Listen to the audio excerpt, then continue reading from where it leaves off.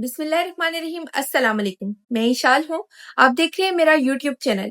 आज के मेरे इस व्लॉग में बात करेंगे आसिम मुनीर पर सख्त से सख्त पाबंदियां आयद करने की डिमांड्स कर दी गई हैं।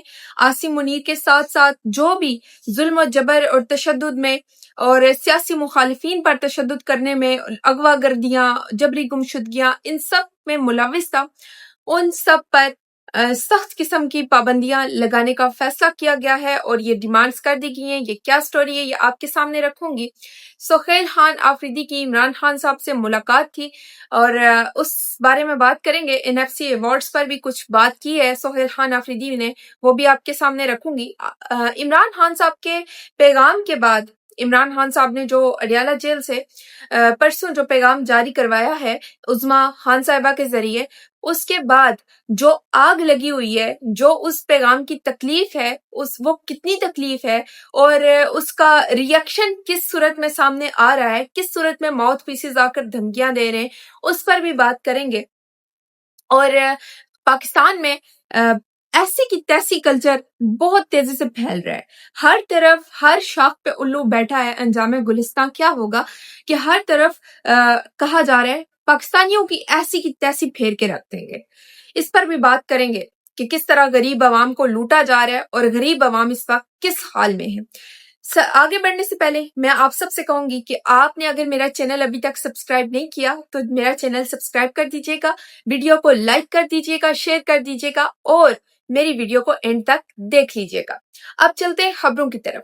सबसे पहले तो सोहेल खान आफरीदी 9वीं मर्तबा इमरान खान साहब से मुलाकात के लिए आज अडियाला जेल पहुंचे, लेकिन उन्हें मुलाकात नहीं करने दी गई। एक बार फिर से उन्हें मुलाकात नहीं करने दी गई।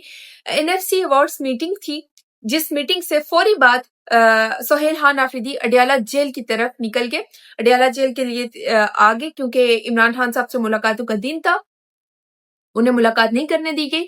वहां पर सोहेल खान आफरीदी ने एक प्रेस कॉन्फ्रेंस की जिसमें उन्होंने बताया कि किस तरह खैबर पख्तूनख्वा का हिस्सा उन्हें नहीं दिया जा रहा। खैबर पख्तूनख्वा का जो हक है, जो उनका हक बनता है, वो उनको नहीं दिया जा रहा।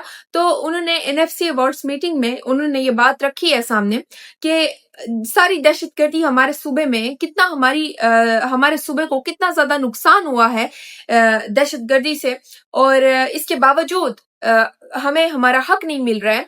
कबायली इलाकों में भी जिस तरह दहशतगर्दी से जो नुकसान हुआ है, जो मैशियत डूब गई है, जो तालीम और सेहत और मैशियत को लेकर और जो इंफ्रास्ट्रक्चर तबाह बर्बाद हो गया है, उस पर खैबर पख्तूनख्वा का जो हिस्सा है, वो उनका जो हक बनता है, इजाफी हक की भी बात नहीं कर रहे हैं, वो हक उन्हें नहीं दिया जा रहा। तो ये डिमांड्स की गई हैं कि खैबर पख्तूनख्वा का जो हक है वो उनको दिया जाए। इस पर सोहेल आफरीदी ने कहा है कि हमें ये यकीन दहानी करवाई गई है कि खैबर पख्तूनख्वा का हक उनको अभी दिया जाएगा, लेकिन देखते हैं कि आगे क्या होता है। इसके अलावा सोहेल खान आफरीदी से इमरान खान साहब से मुतालिक ये सवाल किया गया कि आप इतनी इंपॉर्टेंट मीटिंग आप छोड़ के आ गए हैं कि आपकी अडियाला जेल में मुलाकात थी इमरान खान साहब से, तो आप कैदी नंबर 804 आपको इतना जरूरी था, इतना अजीज था कि आप उसके लिए एनएफसी अवार्ड मीटिंग छोड़ के आए। जिस पर सोहेल खान आफरीदी ने कहा कि आपको गलत बताया गया है, मैं मीटिंग के बाद ही यहाँ पे आया हूँ और कैदी नंबर 804 हम सोते जागते उठते बैठते चलते फिरते हम उसका नाम लेते हैं, हम याद लेते रहेंगे, वो हमारे दिल में रहते हैं। तो इस चीज से तो मुखालिफिन को और ज्यादा तकलीफ होगी। और इस क्लिप पे देखिएगा आपके कितना बड़ा एक प्रोपेगेंडा किया जाएगा कि यहाँ पे इनके लिए सूबा जरूरी नहीं है, लोग जरूरी नहीं है। मतलब हालांकि वो अपनी मीटिंग अटेंड करके, अपनी मीटिंग मुकम्मल करके वो वहां से फौरी तौर पर अडियाला जेल आए थे। बस वहां पे उन्होंने प्रेस टॉक नहीं की, उन्होंने अडियाला के बाहर आके प्रेस टॉक की। लेकिन इस चीज पे भी टाउट्स का, लफाफों का प्रोपेगेंडा करने के लिए कुछ ना कुछ छोटी से छोटी चीज ढूंढी जा रही है। जैसे कि अभी आप देख सकते हैं कि इमरान खान साहब की बहनें इंटरनेशनल मीडिया को इंटरव्यू दे रही हैं, तो आप देख सकते हैं कि कैसे उनके एआई से फेक क्लिप्स बनवा कर, फेक वीडियोस जनरेट करवा के वो चलाई जा रही हैं, लफाफों की तरफ से, टाउट्स की तरफ से। इवन ये जो फॉर्म 47 के अर्दली बैठे हुए हैं, इनकी तरफ से चलाई जा रही हैं फेक वीडियोस, जिस पर दुनिया भर में उनकी जग हसाई तो हो रही है। दुनिया उनको मतलब पाकिस्तान का नाम भी ये खराब करते हैं इस किस्म की हरकतें करके, क्योंकि इनको लगता है कि जिस तरह पाकिस्तानी मीडिया को हमने कंट्रोल कर लिया है और पाकिस्तानी मीडिया जिस तरह से लिफाफे लेकर वो फेक न्यूज चलाता है, झूठ बोलता है और हम जो मर्जी कहें कोई कुछ नहीं कह सकता, तो शायद इंटरनेशनल मीडिया भी खामोशी से तमाशा देखेगा, लेकिन ऐसा नहीं होता है। और इस किस्म की हरकतें करते हैं ये प्रोपेगेंडा करने के लिए, प्रोपेगेंडा चलाने के लिए। ये सिर्फ पाकिस्तान में ही चलता है ऐसा प्रोपेगेंडा, किसी कहीं और तो ये नहीं चलता है। महज़ब मुल्कों में, महज़ब लोगों में तो ये चीजें नहीं होती हैं, लेकिन यहाँ पे सिर्फ इसलिए ये प्रोपेगेंडा किए जाते हैं ताकि इमरान खान की बहनें इंटरनेशनल मीडिया पर जाना भी छोड़ दें। पाकिस्तान का मीडिया तो पहले सच नहीं दिखा सकता, इतनी औकात नहीं है, तो बाहर का मीडिया भी वो जाना छोड़ दें कि यार इस पे प्रोपेगेंडा हो जाएगा, ये हो जाएगा, वो हो जाएगा, लेकिन ऐसे मामलात रुका नहीं करते। इमरान खान साहब ने जहनी मरीज कहकर आसिम मुनीर को मुखातिब किया एक बार फिर से और बताया कि जिस तरह उन पर जहनी दबाव उनको दिया जा रहा है, जहनी टॉर्चर किया जा रहा है, उनके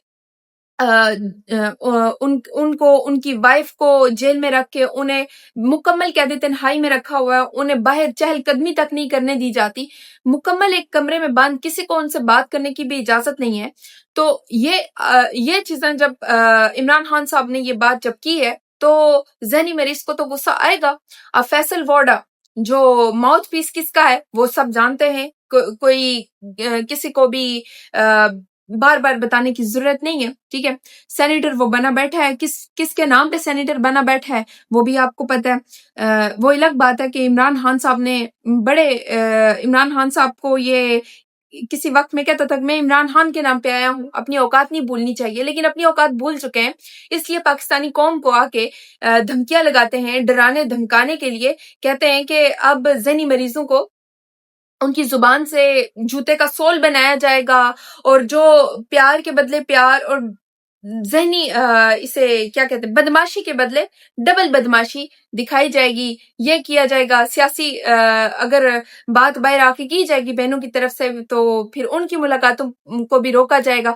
ये बताते हैं कि हम कानून से ऊपर हैं, यहाँ पे आइन और कानून नहीं है, वो तो है नहीं ना। पाकिस्तान की सरजमीन पे ना कोई आइन है ना कोई कानून है, वो तो हम जानते हैं, लेकिन ये सरेआम बैठकर बताते हैं, धमकियां लगाते हैं कि यहाँ पे कोई आइन कोई कानून नहीं है, बल्कि यहाँ पे हमारी गुंडागर्दी है, हमारी बदमाशी है, हमारा राज चल रहा है। एक तरफ नोटिफिकेशन नहीं मिल रहा और दूसरी तरफ से इमरान खान साहब का ऐसा पैगाम आना, ऐसा पैगाम उनका इस किस्म की बातें करना और सच बताना, कोई झूठ नहीं बताए, सच बताना, और सच से इतनी तकलीफ होती है। ये कहते हैं कि हम आपको मारे तो आप उसका तस्करा भी ना करो, आप खामोश रहो, आपने नहीं कहना कि यार इसने मुझे मारा है, ये मुझे ज़हनी दबाव दे रहा है, ये मेरे हक जो है वो स्लैप कर रहा है, ये मेरे हक नहीं मुझे दे रहा, ये मेरे हकूक मुझसे छीन रहा है, ये मुझे आजादी नहीं दे रहा, तो हम आपको चपेड़े लगाएं तो आप दूसरा गाल जो है वो आगे रखो, बजाय इसके कि आप उस चीज को दुनिया के सामने लाओ। आपने दुनिया के सामने कहना भी नहीं है कि भाई ये बंदा जालिम तरीन इस मुल्क पर मुसल्लत है और ये सब करवाने के पीछे इस बंदे का हाथ है। जितना गैर कानूनी काम आप कर रहे हैं, आपको फिर डर किस चीज का है? लेकिन नहीं, ये कहते हैं कि हम आपको मारे तो आप चुप करके मार खाओ, आपने उफ भी नहीं करनी, आपने चूं भी नहीं करनी और आपने उसका तस्करा भी नहीं करना। ये इनका पुराना वतीरा है, ये हर एक के साथ करते हैं। बहुत सारी स्टोरियां ऐसी हैं जो खुलेंगी इंशाल्लाह, एक वक्त आएगा ये स्टोरियां भी खुलेंगी। तो इसी बात का गुस्सा निकालने के लिए एक तरफ नोटिफिकेशन का कि हम गले से रोल करके तो हम हलक से निकालेंगे नोटिफिकेशन, फैसल वार्डन ने कहा है, तो एक तरफ नोटिफिकेशन नहीं मिल रहा, दूसरी तरफ इमरान खान साहब का ऐसा बयान आना, इस चीज का इतना गुस्सा कि ज़हनी मरीज अब मजीद पागल हो रहा है और इस किस्म के बयानात और पाकिस्तानियों को डराने धमकाने का काम कर रहे हैं।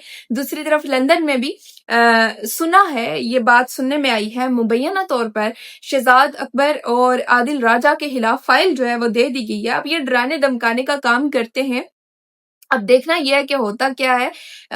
अभी इस चीज की मुझे कोई कंफर्मेशन नहीं है, इसलिए मैं इस पर ज्यादा बात नहीं करूंगी। आसिम मुनीर को अमेरिका में ایک ایک خط لکھا جاتا ہے وزیر خارجہ امریکہ کا، جو وزیر خارجہ ہے مارکو روبیو، اس کو ایک خط لکھا جاتا ہے کہ عاصم منیر پر پابندیاں لگائی جائیں، کیونکہ عاصم منیر پاکستان میں جو انسانی حقوق کی پامالیاں ہوئی ہیں، تشدد ہوا ہے، جبری گمشدگیاں ہوئی ہیں، لوگوں کو صرف ان کے بولنے کی وجہ سے اٹھا لینا، اوورسیز پاکستانیوں کی فیملیز کو دھمکیاں دینا، یہ سب کیا جا رہا ہے۔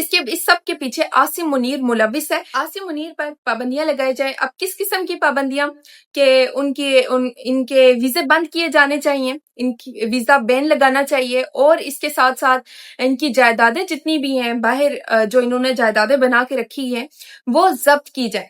اب یہ 44 کانگریس ممبرانز جو ہیں انہوں نے مارکو روبیو کو یہ خط لکھا ہے۔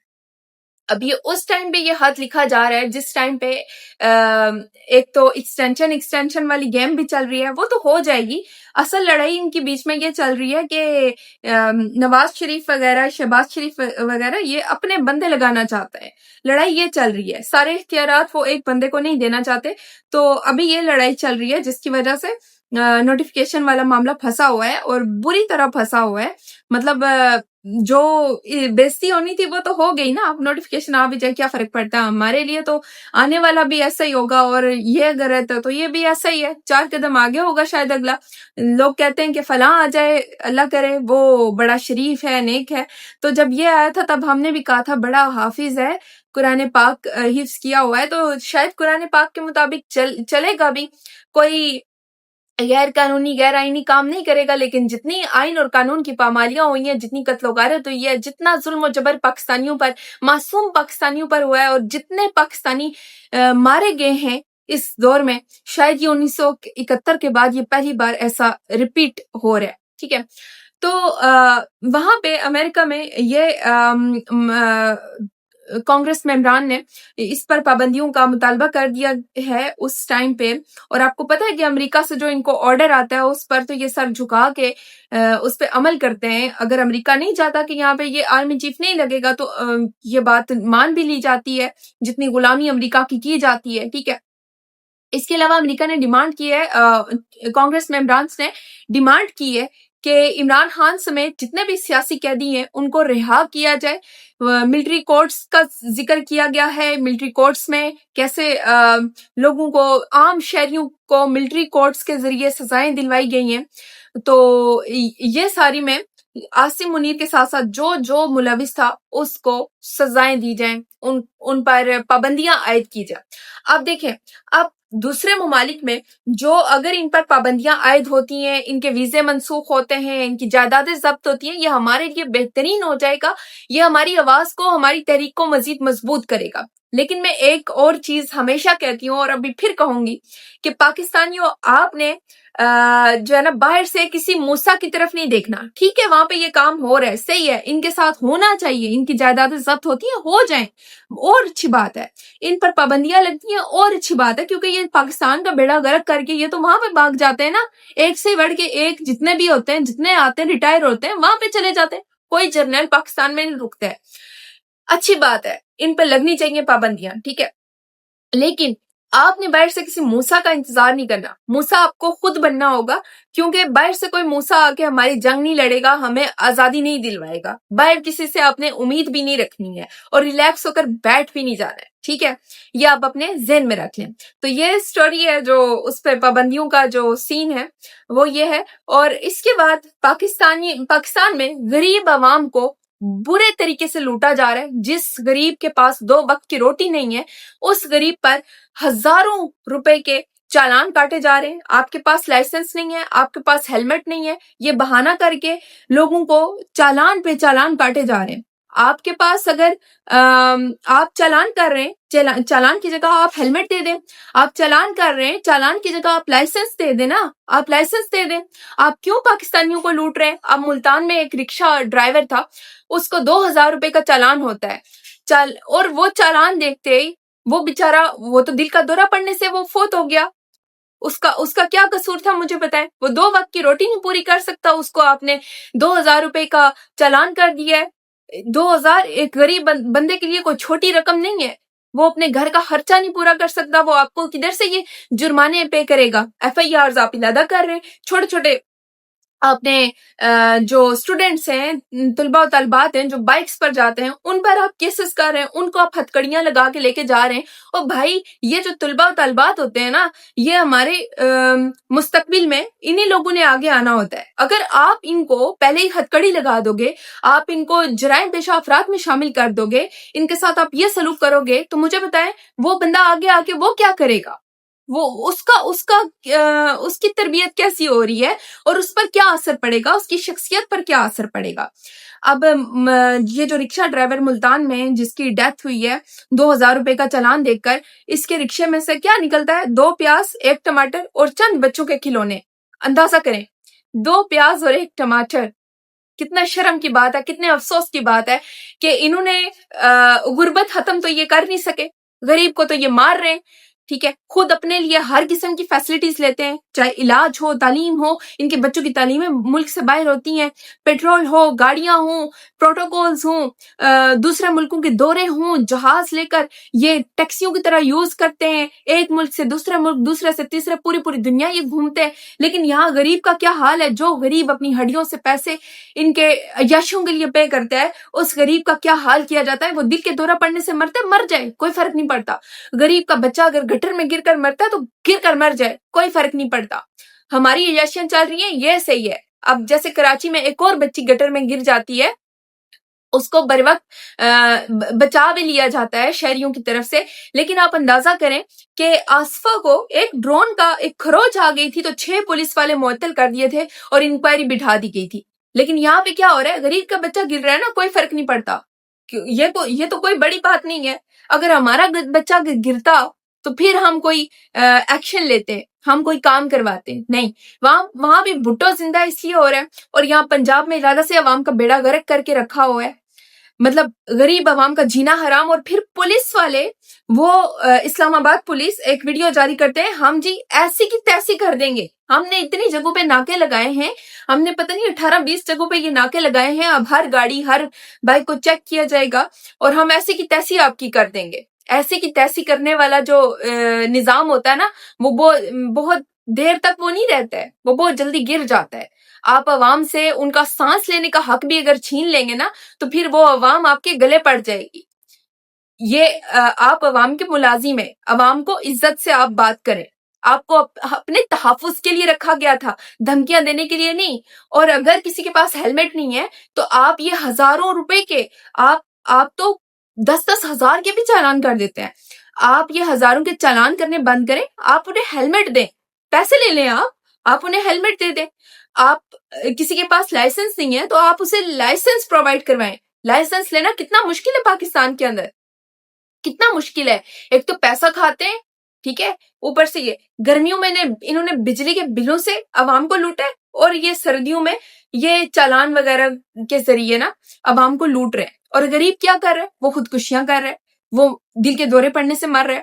تو بہتر ہے, میں پاکستانیوں سے بھی کہوں گی, خودکشی کرنے سے اور اس طرح مرنے سے بہتر ہے اس نظام کے خلاف باہر نکل کر ایک ہی بار اپنا حق لے کر اور اس نظام کو گرا کر پھر اگر آپ مرتے ہیں نا تو وہ ایک مقصد کے لیے مرنا وہ ٹھیک ہے, بجائے اس کے کہ حرام موت مرنا. اب تک کے لیے اتنا ہی. پاکستان زندہ باد. عمران خان زندہ باد.